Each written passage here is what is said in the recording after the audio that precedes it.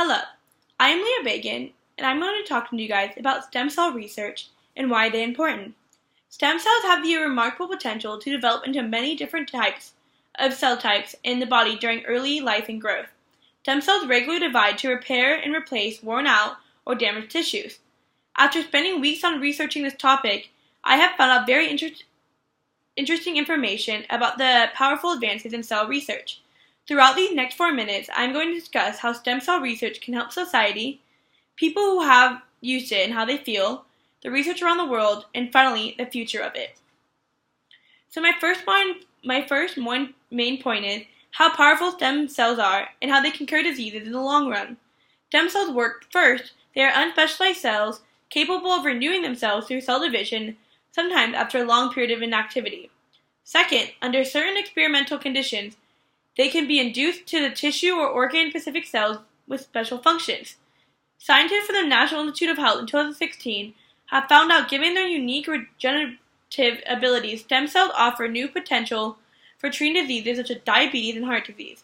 However, much work remains to be done in the laboratory and the clinic to understand how to use these cells for cell-based therapies to treat diseases, which also refer to repair medicine. My second point is who uses it and what they say about it. A lot of famous people go to other countries, such as Dan Brazilian, a famous social media influencer who is also a millionaire who has been supporting using stem cell implants for years. As he states on Instagram at Dan Brazilian, getting stem cell infusions in Panama. Mel's 99-year-old father is being pushed into a stem cell clinic by a nurse in a wheelchair, and a month later he was put in a nurse in a wheelchair and pushed her around. It can cure autism, knee, shoulder, and spinal injuries, and the list goes on. Such that these pushbacks in the U.S. are taking so long to approve it. This quote shows how one man is using social media as an output to spread his ideas about why he thinks stem cells are such an advancement in technology and can help people in the long run. My third main point is where are stem cells legal and why? In the European Union, stem cells researching using the human embryo is permitted in Sweden, Finland, Belgium, Greece, Britain, Denmark, and the Netherlands. However, it is illegal in Germany, Austria, Ireland, Italy, Portugal, and the United States.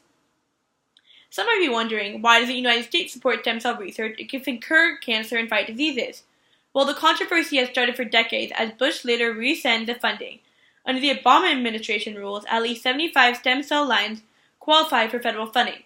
According to the National Institute of Health, the NIH invested more than $500 million in human embryonic cell research.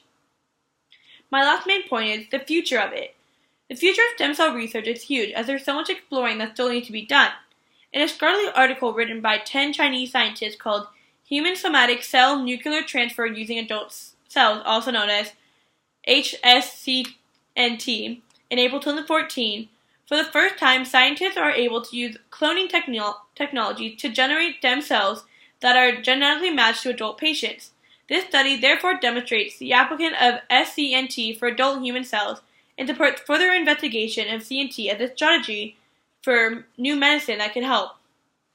While other researchers, such as scientist Dan Kaufman from Yale Journal of Daily Policy 2013, states, there is no doubt that research of the human ES will lead to progress in clinical medicine.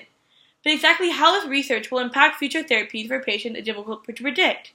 Throughout his work, he has found a new type of stem cell infusions called iPSC, which are derived from skin or blood cells that have been reprogrammed back into embryonic-like state that enables the development of a limited source of any type of human cell needed for therapeutic purposes.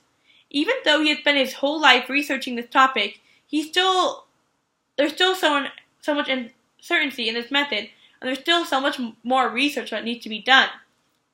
Now I've discussed with you what stem cell research is, the pros and cons of surgery, and about the future of it.